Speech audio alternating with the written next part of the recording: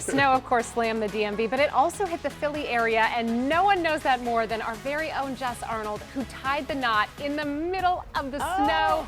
Hi, Jess. Tell us about your wedding. You look stunning, and you have quite the story to tell.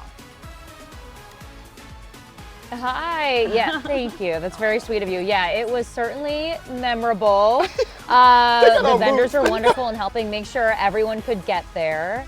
They had like chains around the tires of these trolleys to bring people over.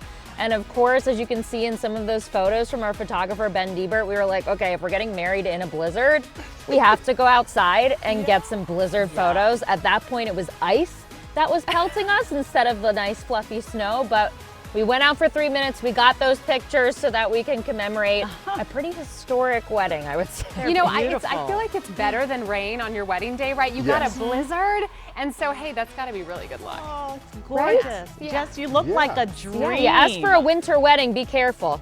Right. Congratulations. Thank you. Yeah, and I love the boots, by the way. The boots. With the fur, too. And the fur, yes. Love it, love it. Right. Congratulations. We'll be right back. I'm wearing them now. Congrats. We'll be right back.